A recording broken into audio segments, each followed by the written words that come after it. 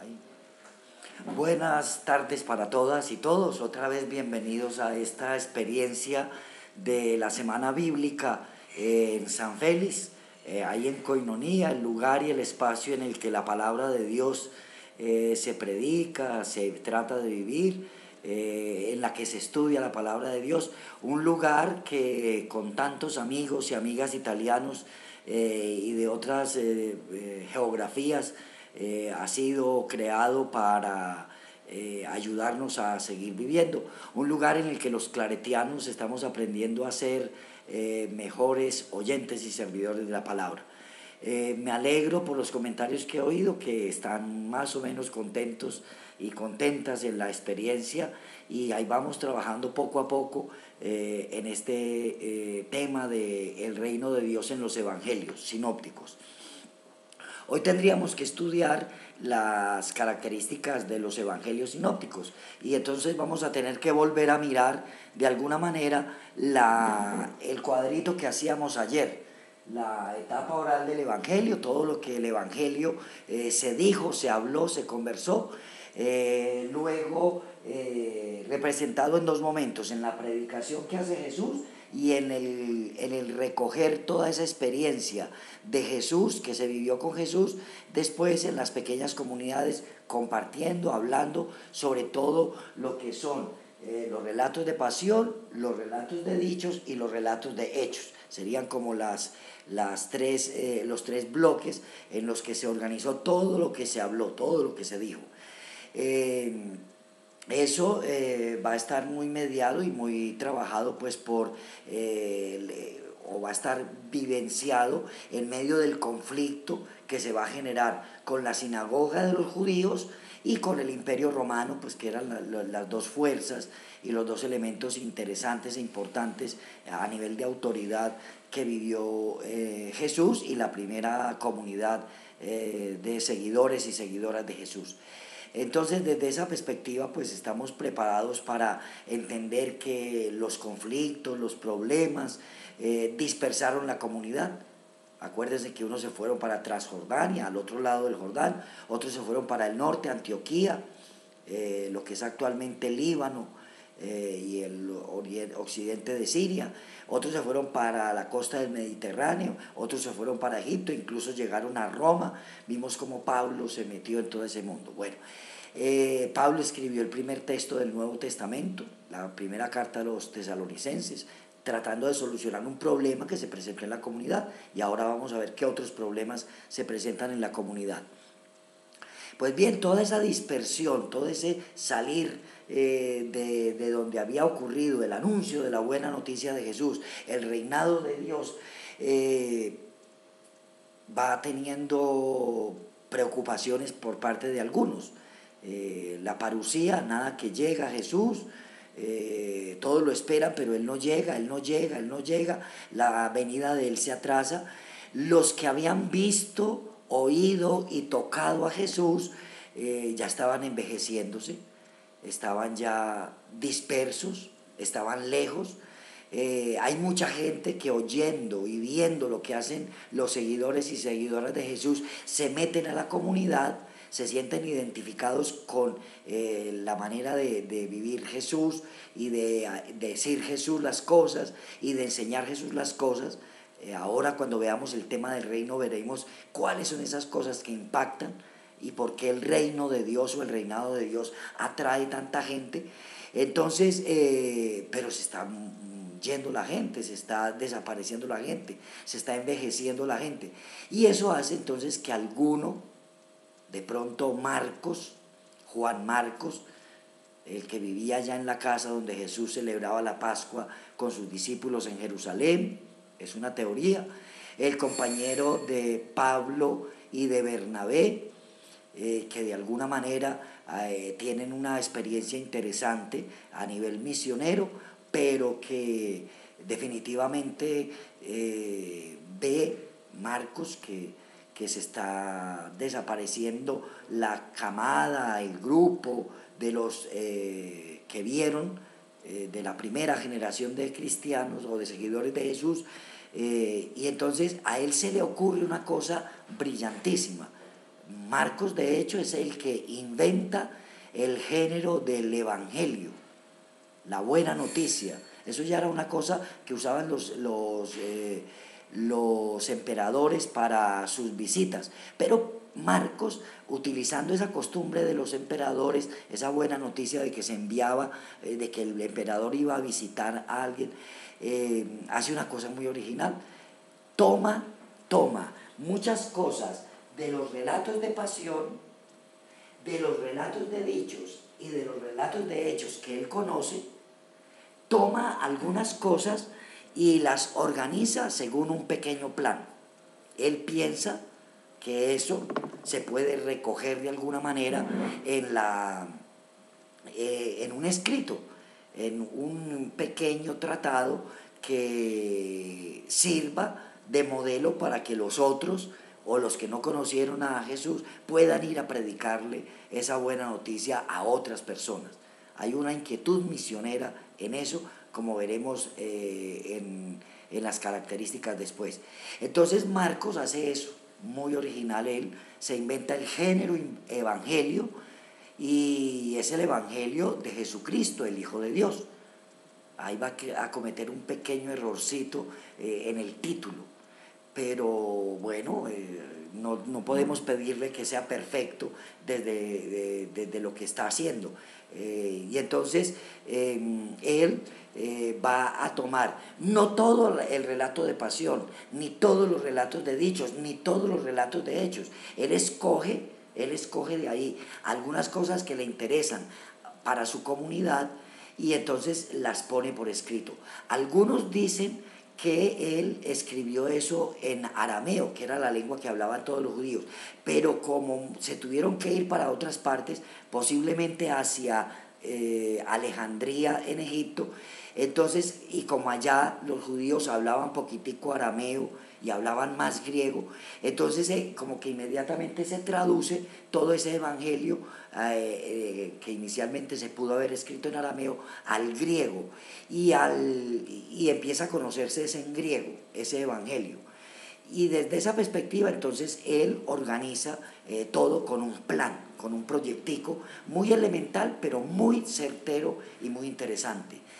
Si nosotros notamos en lo que escribe y lo que recoge Marcos, vamos a ver una cosa interesantísima de su evangelio. Él va a tener como un punto central, él tiene una idea central. ¿Qué quiere transmitir Marcos con su evangelio? Que Jesús es el Hijo de Dios. ¿Y cómo queda eso plasmado en el evangelio? O en el escrito que él recoge. Muy sencillo. En el capítulo 1, versículo 1. Comienzo de la buena noticia de Jesucristo, Hijo de Dios. O de Jesús, Mesías, Hijo de Dios. Entonces ahí pone el título. Luego en el capítulo 8 de Marcos, vamos a encontrar una cosa muy interesante que la presenta de una manera muy didáctica. Jesús le hace la pregunta a los discípulos: ¿quién dice la gente que soy yo? Y entonces los discípulos contestan.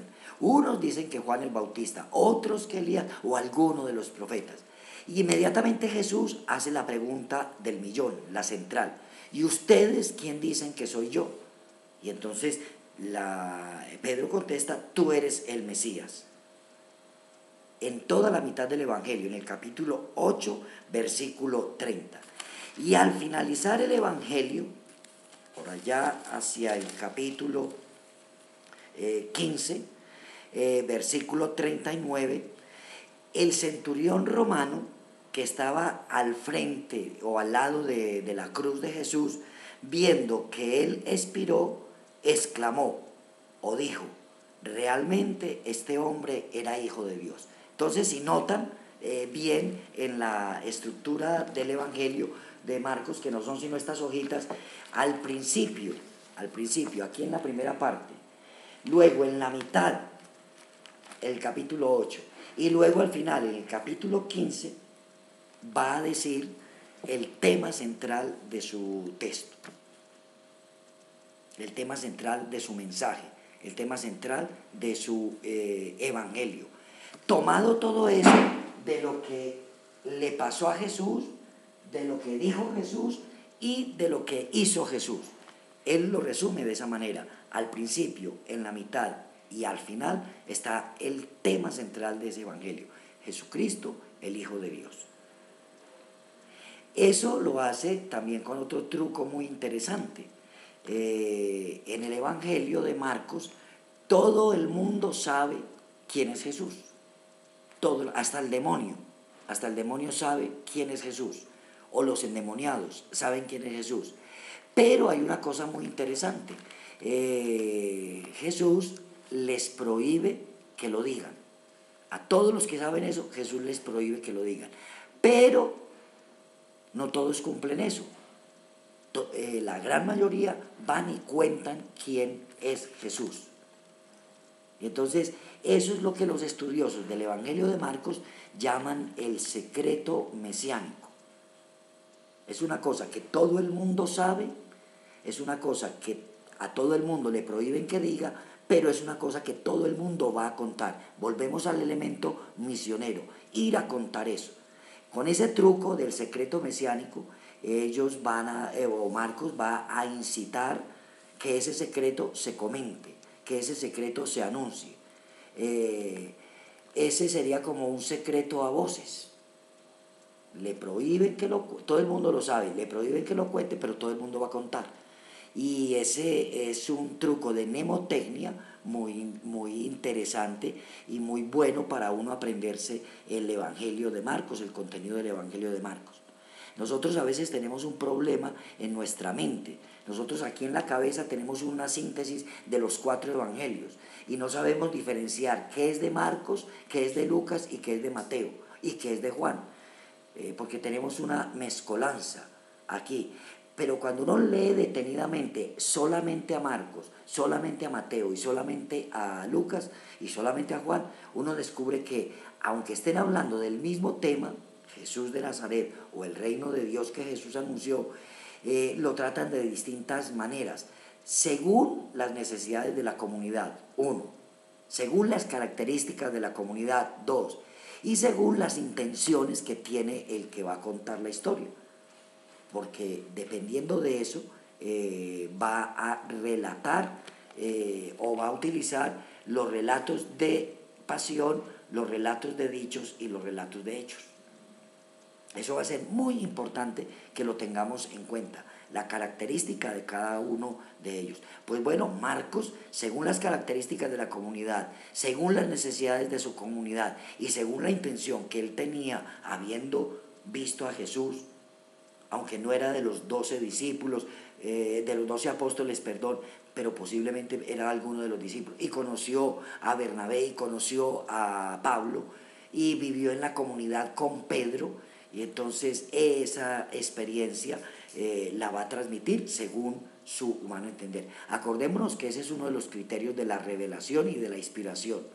Dios les da la posibilidad de decir un mensaje, pero los deja en libertad para que lo digan como puedan, según sus cualidades y según sus capacidades. Incluso si son pocas las capacidades, Dios respeta eso. Ese es un elemento muy importante de la inspiración. Pues bueno, el Evangelio de Marcos lo podríamos resumir en eso, en que es un evangelio de Jesucristo, el Hijo de Dios, con el truco del secreto mesiánico, y según las circunstancias y necesidades de esa comunidad a la que Marcos le quería enseñar. Yo casi siempre comparo el Evangelio de Marcos con una adivinanza que decían los abuelos. Mi abuela lo decía: blanco es, gallina lo pone, frito se come, huevo se llama, adivine qué es. Le están diciendo a uno todo. Al principio, en la mitad y al final le dicen Evangelio de Jesucristo, Hijo de Dios. Todo el mundo lo sabe, a todo el mundo le prohíbe, pero todo el mundo va y lo cuenta, como la adivinanza esa. Me parece que de alguna manera Marcos, siendo el primer evangelio, el que se inventa el género literario del evangelio, siendo el evangelio más corto, siendo el más cercano a los acontecimientos históricos, porque se escribe más o menos entre el 48 y el 52, va a ayudarnos a entender muy bien la figura de Jesús.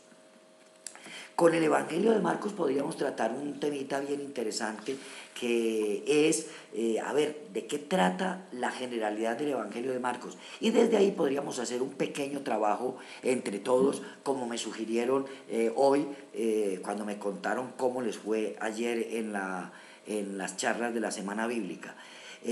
A ver, lo primero, lo fundamental que en el Evangelio de Marcos ocurre es que se trata de formar una comunidad. Jesús, desde el principio, forma una comunidad para hacer que esa comunidad sea un signo y para que esa comunidad ayude a formar al grupo. En Marcos 3, 13 al 19, uno va a descubrir mucho esa intención de crear una comunidad, de que lo primero que Jesús trata de construir en torno a él es una comunidad. Los jóvenes ahora y ustedes también dividiéndose en los grupos podrían hacer un trabajito bien interesante.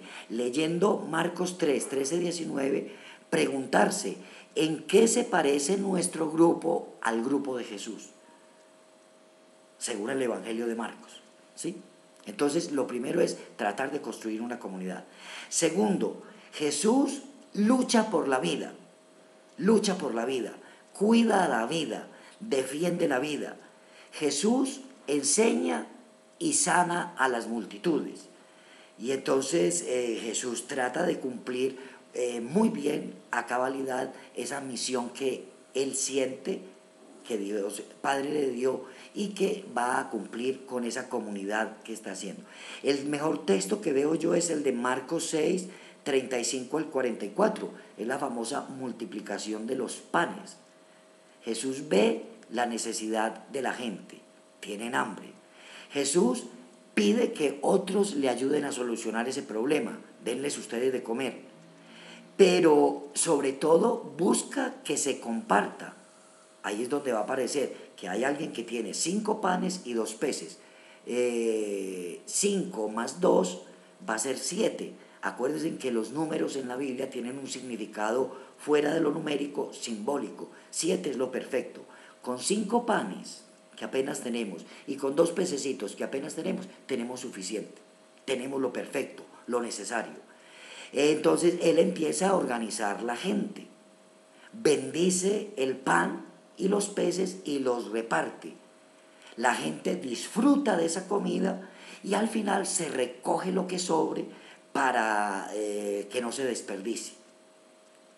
Esa segunda característica, Jesús lucha por la vida, Jesús sana y ayuda a las multitudes, serviría para que nosotros nos hiciéramos una segunda pregunta. ¿Cómo resolvemos nosotros las necesidades en la familia o en los barrios o en nuestra pequeña comunidad? Si atendemos al esquemita de los 7 punticos que les acabé de decir de Jesús, tendríamos otra manera muy original de vivir en la comunidad. Trabajo entonces para que meditemos en ese texto de Marcos 6, 35 a 44 y descubramos esos 7 punticos. Si quieren pueden decirle a Evaris que devuelva el cassette, que devuelva el video y entonces se les repite otra vez las 7 características. Descubre la necesidad de la gente, pide que los otros ayuden, trabaja por el compartir, organiza a la gente, bendice y reparte, la gente disfruta y después se recoge lo que sobra. Esos son los 7 elementos que nosotros deberíamos mirar si en nuestras comunidades, en nuestras familias o en nuestros barrios sirve para solucionar la problemática o la realidad que va sufriendo. El tercer elemento del Evangelio de Marcos es que Jesús enseña creativamente, enseña distinto a los maestros clásicos, enseña distinto a los sacerdotes del templo, enseña distinto a los maestros fariseos o saduceos, enseña muy distinto. Jesús enseña con parábolas, con ejemplos sencillos. Jesús utiliza las comparaciones del campo y las utiliza para enseñar lo que es el reino sobre todo. Por eso en algún momento tendremos que diferenciar las parábolas en distintos grupos.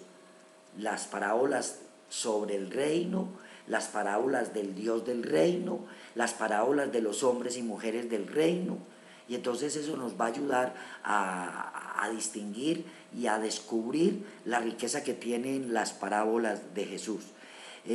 Una de las más famosas y la más indicativa del Evangelio de Marcos es la famosa parábola de la semilla que cae en el camino, que cae entre las piedras, la que cae entre espinos y la que cae en tierra buena. Ahí nosotros tendríamos un trabajo muy grande para poder entender el efecto que el reino de Dios cumple en nuestras vidas. Nosotros para el reino de Dios, y ese podría ser el trabajo, ¿qué clase de terreno somos? ¿El borde del camino, las piedras, los espinos, o somos tierra buena? Y acuérdese que aunque seamos tierra buena, no todo el mundo produce lo mismo. Unos producen el 30, otros es el 60 y otros el 100 por uno. Tendríamos que preguntarnos qué hacemos nosotros ahí. Y la cuarta característica que tiene el Evangelio de Marcos es que la manera de formar comunidad, la lucha por la vida, la educación creativa, siempre van a crear un conflicto. Y entonces nos va a mostrar el Evangelio las situaciones que vivió Jesús con las autoridades religiosas de su pueblo. Eso porque el pueblo de Israel, sobre todo los dirigentes del pueblo de Israel, habían hecho una cantidad de exclusiones y de marginaciones, que en el trabajo final de hoy en la tarde descubriremos, o no, de mañana yo creo, descubriremos para hacer nuestro trabajo y nuestro esfuerzo. Entonces hasta ahí tendríamos nosotros el Evangelio de Marcos. Todo lo que he dicho hasta acá, estos 4 puntos, sobre todo recogen los dichos y hechos de Jesús. Los dichos y hechos de Jesús. Y luego vendrá el gran relato de la pasión de Jesús, que él retoma y la aplica como consecuencia de la resolución del conflicto. ¿Por qué Jesús muere? Porque entró en conflicto con las autoridades. Nosotros tendríamos que preguntarnos entonces, y ese podría ser un trabajo que coordinen Évari, Santana, Rosana, el señor Carlos, en pequeños grupitos, responder esas situaciones. A ver, la comunidad de nosotros, la manera de defender la vida, la manera de enseñar, el cuidado de enseñar bien sencillamente con parábolas y entrar en conflicto.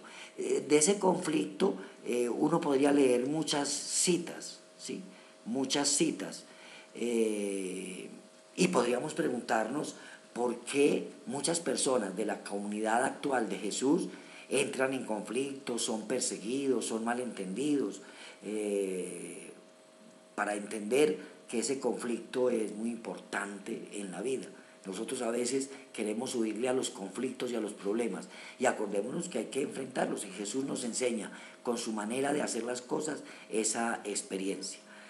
Al final entonces Jesús muere en el Evangelio como causa de esa experiencia del conflicto, y después Marcos nos lo va a mostrar resucitado en medio de la comunidad otra vez, y nosotros tendríamos que hacernos una pregunta última y final sobre este Evangelio.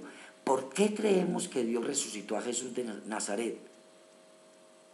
Y acuérdense que la resurrección en el Evangelio de Marcos se manifiesta primero a las mujeres, y las mujeres que lo ven resucitado son enviadas a anunciar esa resurrección. Nosotros podríamos preguntarnos si nos sentimos enviados a anunciar la buena noticia del reino. Tendríamos que preguntarnos esa cosa en nuestra vida, y preguntarnos si al sentirnos enviados estamos cumpliendo con ese envío, porque puede ser que uno se sienta enviado pero se quede quieto. No, nosotros como cristianos y cristianas, nuestras pequeñas comunidades, los grupos que están participando en esta semana bíblica, se sienten enviados y efectivamente hacen eso. La gran pregunta sería, ¿qué trabajos estamos haciendo? Según los criterios de Jesús, según lo que nos han enseñado acá. Entonces dejo para que Évaris, Santana y el grupo coordinador de Coviguadel organicen con estos 4 características, 4 grupitos de trabajo y cada uno lo haga desde esa perspectiva. Nos vemos enseguida entonces.